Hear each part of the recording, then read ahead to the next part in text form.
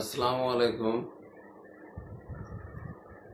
ভাই বোন বন্ধুরা যারা আমার এই ভিডিওটা দেখতেছেন, ধাক্কা দিবেন না, ভিডিওটা একটু শেষ পর্যন্ত দেখবেন।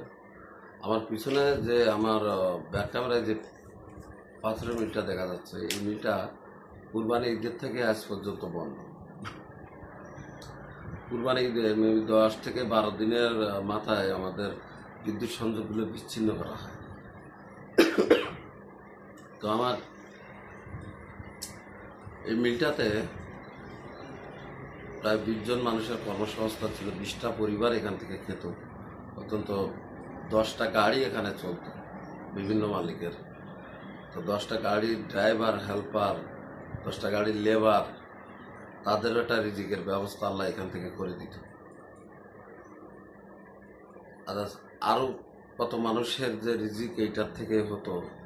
তবে এই জিনিসটা আমরা আজ প্রায় 5-6 মাস হয়ে যাচ্ছে, কোনো সুরাহা পাচ্ছি না। যেমন সাইড ভাড়া আছে, আমার ম্যানেজার আছে, ড্রাইভার আছে, এদের বেতন এখনো পর্যন্ত 6 মাস হয়ে গেছে। আমার হাতের এই জিনিসটা যদি দেখেন, এটা হলো একটা বিদ্যুৎ বিলের একটা বিদ্যুৎ বিলগুলো এখনো আসতেছে। তো এই পরিস্থিতিতে কিভাবে কি করব, আমরা ব্যবসায়ীরা দিশাহারা হয়ে যাচ্ছে। এরকম শত শত হাজার হাজার ব্যবসায়ী আছে, লক্ষ লক্ষ শ্রমিক আছে,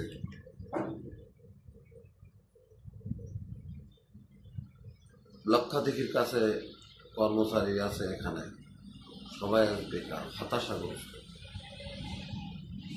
যেন সাগরের মাঝখানে যেমন কোনো একটা মানুষকে ফেলে দিলে যে অবস্থা হয়, আমাদের ব্যবসায়ীদের, এই মিলের কর্মচারীদের, এই লেবারদের অবস্থা হয়ে গেছে, এই গাড়ি মালিকদের, গাড়ির ড্রাইভার হেল্পারদের অবস্থা হয়ে গেছে সেরকম।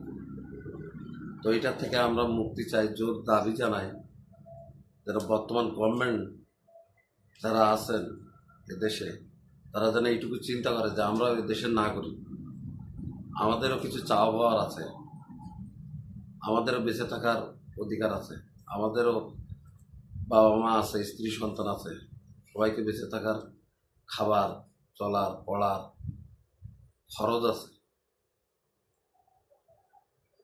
তো আমি জোর দাবি জানাই বিলম্বে যেন আমাদের এই বিদ্যুৎ সংযোগটা ফিরিয়ে দেওয়া হয়, আর আমাদের এই পাথর মিলগুলো যেন চালু করার অনুমতি দেওয়া হয়। আল্লাহ হাফিজ।